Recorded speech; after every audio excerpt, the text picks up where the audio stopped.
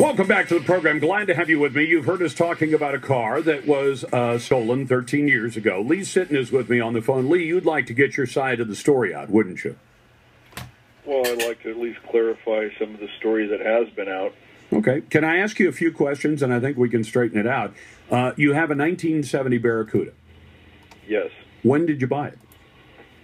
2001. Where did you buy it? Bought it from a fellow that is around town here that does occasional body work for people. Did he tell you it was his car? Yes. And was his name on the title? There was not a title. There was a bill of sale. He wrote a bill of sale guaranteeing me free and clear title. But you, in 13 years, you never retitled the car. Yeah, and I realize that that's been made out to be some highly unusual, suspect event. Sounds unusual to me. How much do you mind if I ask how much you paid for the car back in 01? $5,000. If I wrote somebody a $5,000 check or gave him $5,000 in cash for a piece of property, yeah, I would think I'd want the title to that property. Well, let me help you understand a little bit here. So what's going on is that most everybody's perspective is from what you know about a car that you buy, that you drive every day on the road and all that. Okay? Yeah. Number one, in the old car world, it is not unusual that the titles have been lost. The person that holds the title might be 4 owners ago. Those kind of scenarios, these cars are not driven on the road every day, and especially when you buy it, when it doesn't run and it's delivered to you on a tow truck.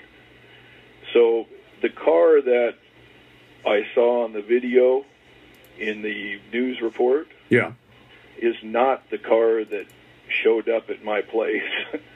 So what was wrong with it at that point? The bottom line is, here's what the point is. The bottom line is, I did nothing with the car over those period of years, meaning it wasn't streetable and it wasn't ready to be driven on the street, and so what is the point of registering it? What for? And that's quite common in the old car world. Do you believe at this point that it is a stolen car? I believe that there was a stolen car report on the car. Yes. But do you believe the car you have in your? I get it's in your garage now, right? Yes. Okay. Do you believe it to be stolen today, knowing what you know after this past, the last few days or couple of weeks?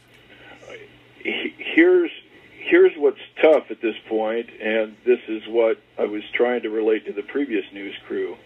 To me, it's premature on the story because everything hasn't been figured out yet. Well, but let me ask you this. If the car was reported stolen then, and the person whose name is on the title knows that it was reported stolen not once but twice and has his name on the title and didn't sell it to anybody, right? Should we conclude today that we know that car is a stolen car? I would conclude with you that Mr. White believes.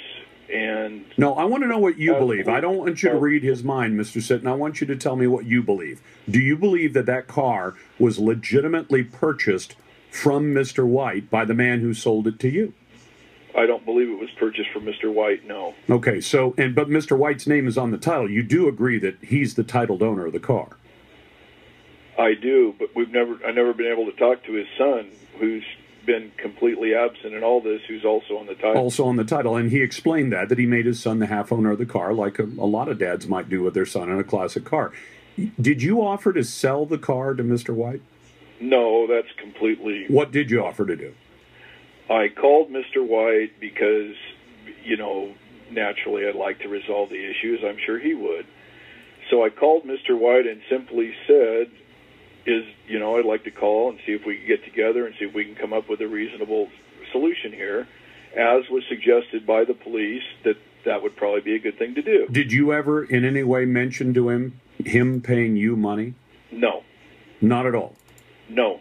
Okay, what would it take for you to return the car to Mr. White? Well, see, this is where the tough question comes, and maybe not the popular view, but this is my view on my take on the situation. Yeah. And the police seem to understand, I mean, because they deal with this quite often, but this scenario is not that uncommon. I know, but Mr. Sitton, I don't want to run out of time, but I want to know, you have a car whose title is held by another man who reported it stolen 13 years ago. Shouldn't you give him his car back? Here's how I can answer that. All right. I didn't steal the car from Mr. White. I bought the car feeling I was making a legitimate purchase on a car.